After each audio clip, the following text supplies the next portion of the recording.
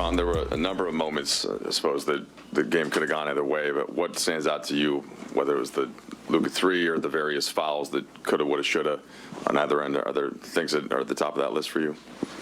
No. Good fall game between both teams, and both teams had the opportunity to win the game, and they took advantage of it, and they capitalized.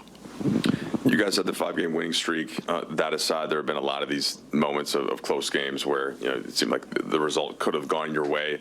How do you keep the team sort of motivated through that as you get further into the season? Just keep playing the game.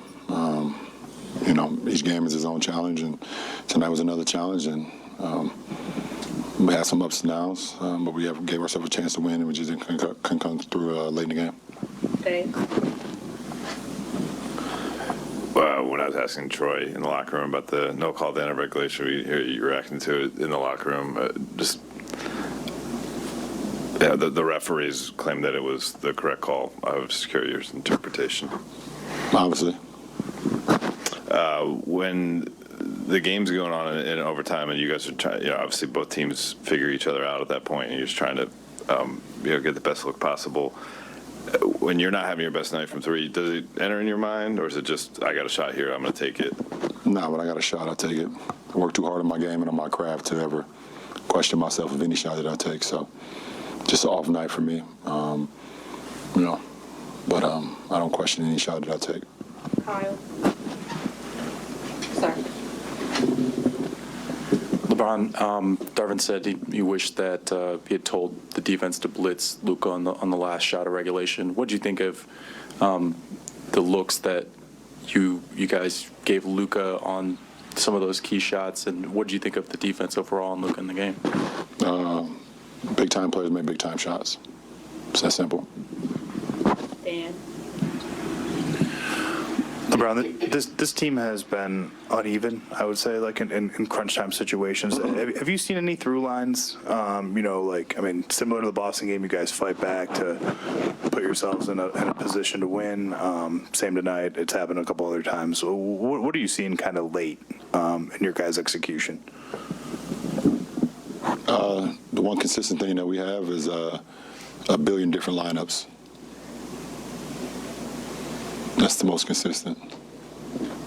Do you get what I'm saying? Yeah, and I was going to say, and when it's, for whatever reason, when it's that way, does that just kind of, in those moments, does that just kind of push everything to a stop when there's no rhythm, trust, continuity? It's not about trust, because we have trust with whoever's on the floor. But at the end of the day, you have teams have closing lineups. And when we got so many guys that's in and out of the lineup, or we got guys that's, right now we got a lot of guys that's banged up. So it's almost like who's in a good rhythm that night is going to be probably on the floor, along with myself and Russ. Hey, Bron, I know you mentioned that you've taken a lot from opposing coaches over the years, like Pop, Casey, Carlisle. Obviously, Jay Kidd used to be your coach. I'm curious, what are sort of the main things that you've learned from him, both playing against him as a coach and as an opposing coach now? Not only has he been my coach, he's been my teammate as well in the Olympics. I've been knowing Jay for quite a while. He's I've went against him as well as a player in the postseason as well. In my early days in Cleveland, he's in New Jersey at the time, but I've never been great at this, but he's always tried to preach to me about patience. Always. He's one of the most calm and collective guys that I've ever been around. He never gets too high, never gets too low, and always has a great calming voice about the positive side of things. I haven't been great at that, but I listen to him. It's hard to apply sometimes, but he's definitely taught me a lot. I take that friendship and that brotherhood that we have, that we've built over 20 years, with a lot of gratitude. Yes. LeBron, you guys are just past the halfway mark. Obviously, you had a 5-game win streak, back-to-back losses just now, kind of dampening that. What are you feeling in terms of, are you feeling patience right now that this team can kind of come around and be what you want it to be? I think ever since, we made the trade for AD to bring him here, our whole thing was about health. It's not changed. You guys asked us, we sort of before the season started, do we think Russ can work?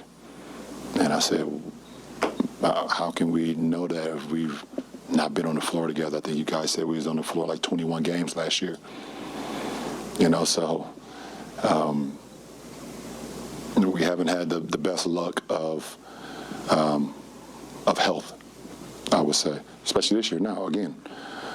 So I can't tell you what I can want out of this ball club until, we got AR out, AD's out, Pat was out tonight, Lonnie's been out.